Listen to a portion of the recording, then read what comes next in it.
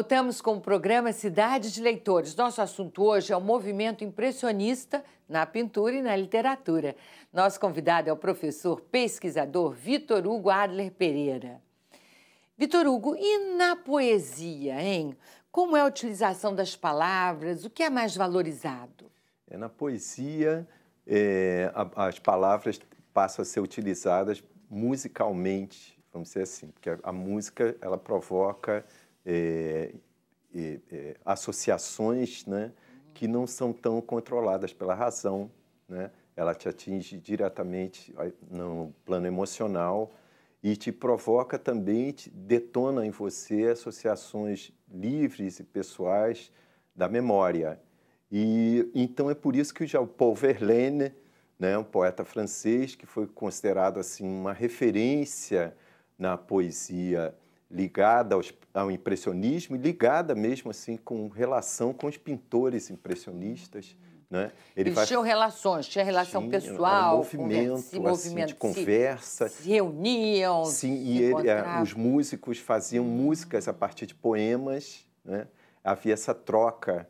E dos poetas brasileiros, hein? Quais os que aproveitaram melhor e mais intensamente essas informações, esse novo modo de ver o mundo? Cruz e Souza, né, é um poeta que também desenvolveu esse tipo de experiências, né?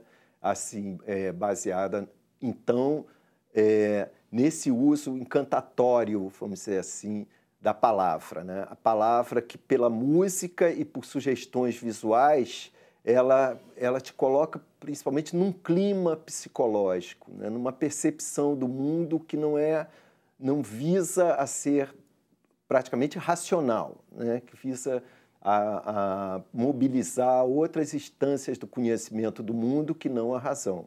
Manuel Bandeira também, não é? O Manuel Bandeira, ele foi um grande experimentador de usos da poesia. E o Bandeira tem poemas muito curiosos de experiência com várias... Ele chega a fazer poema concreto, né? Já no final da vida dele, que era uma experiência bem contemporânea, atual e recente. Várias tendências, ele vai experimentando. E também tem poema, eu gostaria até de ler um trechinho, um poema dele, curtíssimo, que é super interessante nesse sentido, porque é um poema nitidamente um registro visual, né? E, inclusive, observe que a água, assim como na pintura impressionista, tem papel interessante. O reflexo na água da imagem é explorado pelo Bandeira. O poema se chama A Realidade e a Imagem. O arranha-céu sobe no ar puro lavado pela chuva e desce refletido na poça de lama do pátio. Entre a realidade e a imagem, no chão seco que as separa, 4 pombas passeiam. Olha, que formidável. Se percebe, num poema como esse, o mesmo procedimento visual que os pintores utilizavam muito mais claramente, para nós, muito evidentemente, né, na composição dos seus trabalhos de pintura. Muito bem. O Museu d'Orsay, dedicado à arte do século XIX, um dos mais visitados do mundo, é detentor da mais importante coleção de impressionistas. Parte desse acervo veio ao Brasil para a exposição Impressionismo, Paris e a Modernidade, que nós fomos visitar e você acompanha agora. A exposição Impressionismo, Paris e a Modernidade é dividida em 6 módulos, que seguem a ordem cronológica e a temática dos quadros, bem como as afinidades estéticas entre os artistas, facilitando o entendimento desse movimento e de suas nuances. Contextualizar o público dentro da conjuntura histórica daquele período é uma diretriz da exposição.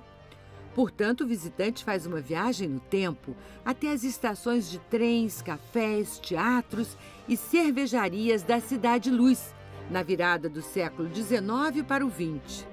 De quebra, entrará na intimidade das aulas de piano e de balé, tão típicas da burguesia da época, por meio do trabalho de alguns dos maiores gênios da pintura. Marcelo, percorrendo a exposição, a gente percebe que há muitos autorretratos, não é? Os autorretratos são frequentes nas obras dos impressionistas? São não só os autorretratos, mas também os retratos de colegas, né? Eles se pintavam. Eles estavam, na verdade, testando, né? Eles estavam trazendo uma nova arte. E aí uma forma de fazer isso é pintar a si mesmo, né? Não tinha mais um modelo parado, eles estavam fugindo disso, de todo o pensamento acadêmico, que a arte era aquilo, que era daquela convenção.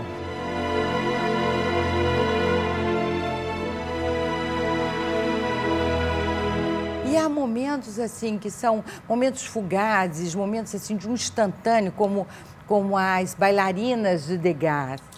Exatamente. Que beleza de quadro. Esse também chama muita atenção na exposição, deve agradar bastante ao público, né? Agrada bastante. E Degas, que estudava, que gostava de se inspirar nas bailarinas, ele começa a mostrar os bastidores.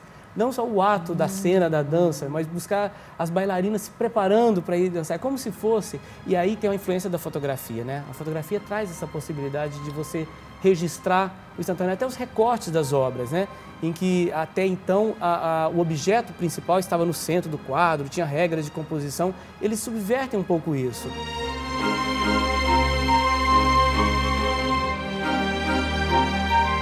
E tem até um Van Gogh na exposição. Temos até um Van Gogh, um Van Gogh excelente, maravilhoso. E isso foi um pedido nosso também, né? Que a gente queria que a exposição trouxesse não só os grandes expoentes, mas assim que de fato trouxesse esses pintores que estão no nosso imaginário, né? E Van Gogh é um deles, é um pós-impressionista com um trabalho maravilhoso.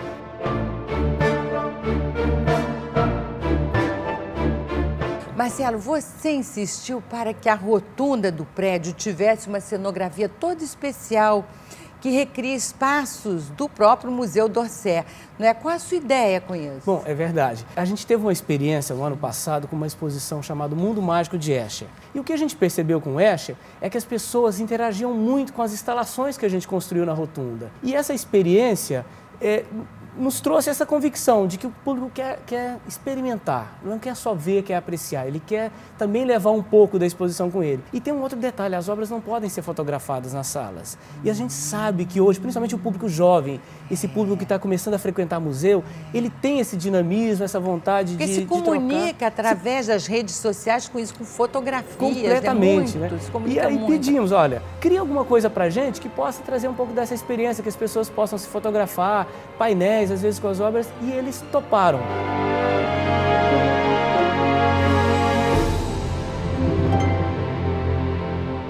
Marcelo Mendonça, essa exposição é um sucesso tal que teve até um viradão. Como é que foi isso? Bom, exatamente isso. Já nos primeiros dias de abertura da exposição, o público correu para o CCBB. A gente já teve filas e filas assim, de 1, 2 horas de espera para entrar nas galerias na primeira semana. E aí, na hora a gente decidiu, vamos fazer um viradão, vamos deixar que as pessoas possam vir com calma à noite, bem tranquilo, sem enfrentar a fila. Mas qual foi a nossa surpresa? Que a gente teve filas na madrugada.